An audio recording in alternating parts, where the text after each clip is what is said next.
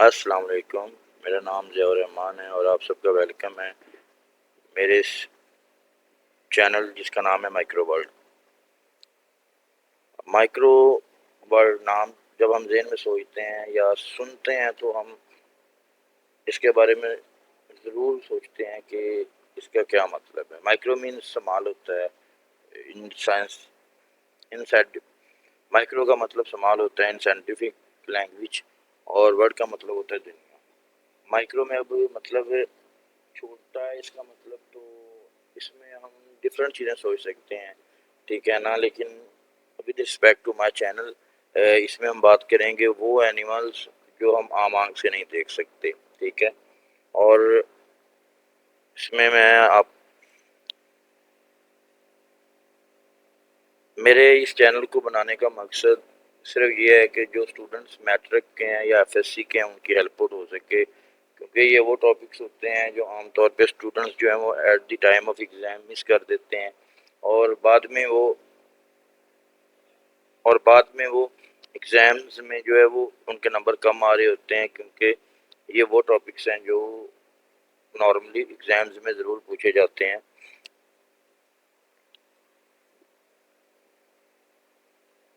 Microscopic, ठीक है, यानी कि जो माइक्रोस्कोप से देखे जा सके। माइक्रो मीन स्मॉल और can not see with naked eyes, ठीक है, जो आम आंख से ना देखे जा सके। अब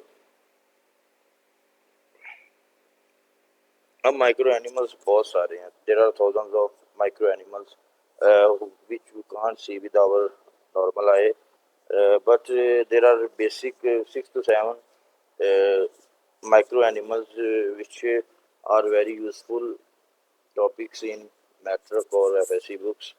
उसमें जो है वो सबसे पहले मोइबा है, दूसरे नंबर पे पैरामीशियम है, थर्ड नंबर पे सीलिएट्स हैं, और चौथे नंबर पे नेमाटोडो और चौथे नंबर पे नेमाटोड्स हैं, फिफ्थ नंबर पे हाइड्रा, सिक्स नंबर पे कोपोड्स और सेवन नंबर पे टार्डिग्रेड्स, ठीक है।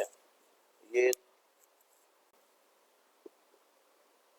मैं अपनी वीडियोस में आपको इन सब जो है माइक्रो एनिमल्स के बारे में डिटेल से बताऊंगा एक एक करके इंशाल्लाह, ठीक है। एक एनिमल पे एक वीडियो बनाऊंगा ताकि आपको इसको बेसिक से समझा सकूं और ताकि आपको समझ आ जाए, ठीक है।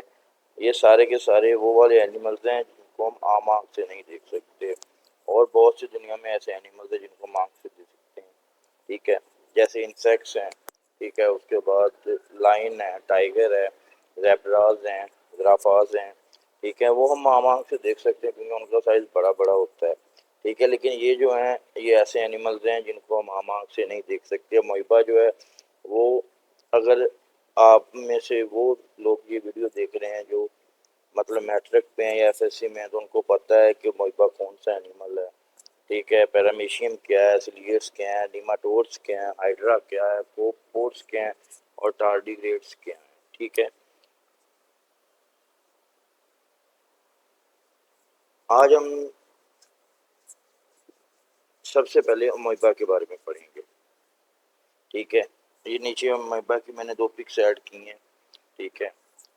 वैसे तो हम अगर शक्ल देखते हैं तो हमें पहली बार जो जिनको नहीं पता अमीबा का, तो उनको अंदाज़ा नहीं होता कि ये क्या है। ये मतलब जिस तरह पानी गिरा हुआ है या कोई निशान पड़ा हुआ है ज़मीन पे, नहीं, ये निशान नहीं है, ये अमोइबा है, ठीक है। ये एक माइक्रो एनिमल है जिसको हम आम आँख से नहीं देख सकते, ठीक है। और ये इतना छोटा होता है, इतना छोटा होता है कि ये हमारे एक गिलास जो पानी है ना उसमें ट्रिलियंस ऑफ अमीबास हो सकते हैं, ठीक है। आज आगे है आगे हम इसकी डिटेल डिमॉन्स्ट्रेशन के बारे में बात करेंगे, ठीक है। An amoeba is a microscopic single celled organism that can change its shape primary by extending and retracting pseudopods, ठीक है। अच्छा, अमीबा एक सिंगल सेल्ड ऑर्गेनिज्म है, यानी कि ये सिर्फ एक सेल पे मुश्तमिल है, ठीक है, सिर्फ एक सेल पे मुश्तमिल है। और ये अपनी शेप जो है वो बदल सकता है, ठीक है, बाय एक्सटेंडिंग एंड रिट्रैक्टिंग, ठीक है। ये पानी में पाए जाते हैं और इनकी शेप जो है वो ये पानी में पाए जाते हैं और इनकी शेप पानी के बहाव के साथ बदलती है। जिस तरह पानी का रुख होता है उस तरह की इसकी शेप बन जाती है, ठीक है ना। और जो इसके जो मतलब साइड पे प्रोजेक्शन जो होती हैं उनको हम सूडोपोड्स कहते हैं। Found in various aquatic environments, aquatic means watery environments including ponds, lakes and slow moving reverse.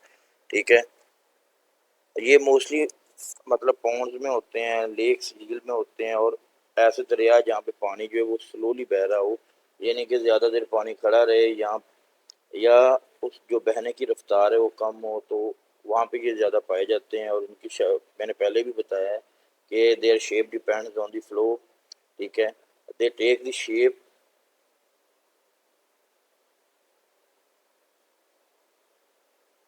Where the water flows.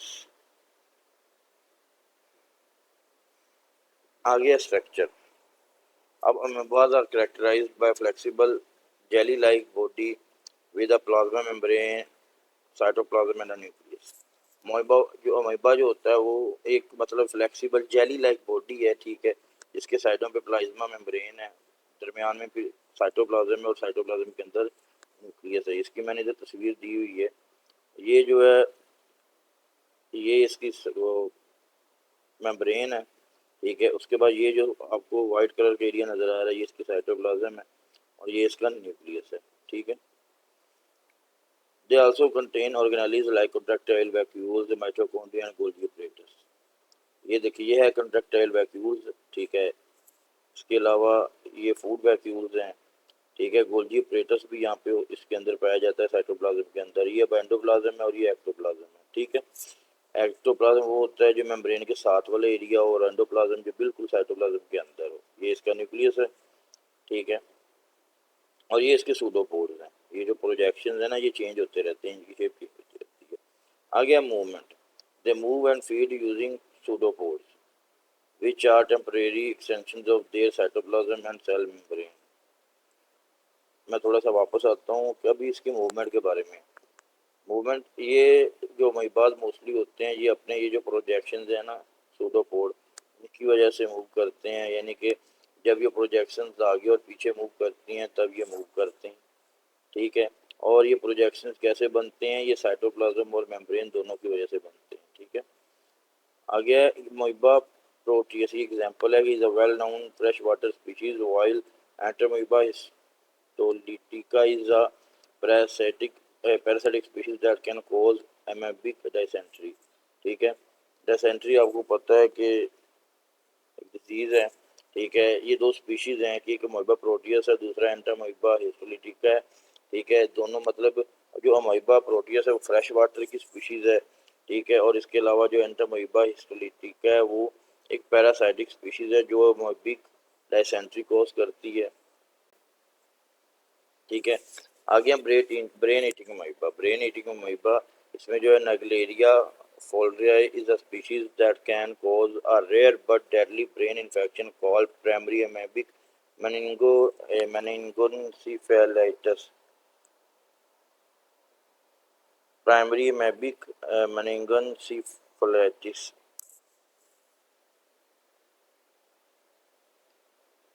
मेनिंगोन्सेफेलाइटिस mening. आ गया ब्रेन ईटिंग अमीबा। नए आ गया आ गया brain eating amoeba। Naegleria fowleri is a species that can cause a rare but deadly brain infection called primary amoebic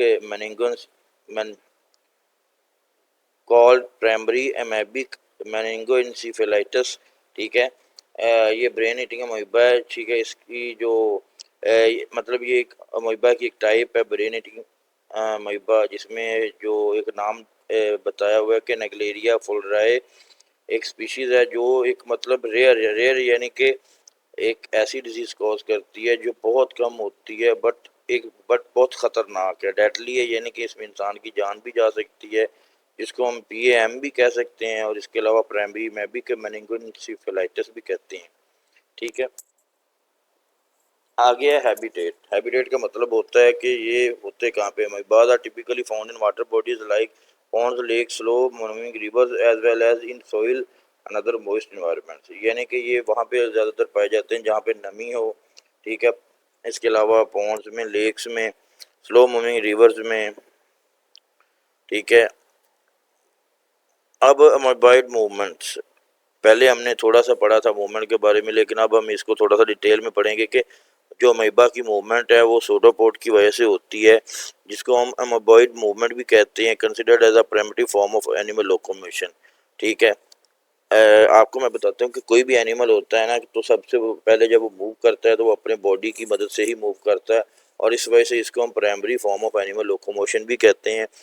ये और इसको हम इसलिए इस primary form of animal locomotion कह रहे हैं अमीबा की मूवमेंट को, बिकॉज वो अपने जो सूडोपोड्स हैं उसकी मदद से, ठीक है, वो मूव करता है। इस मूवमेंट को हम मोबाइल मूवमेंट भी कहते हैं।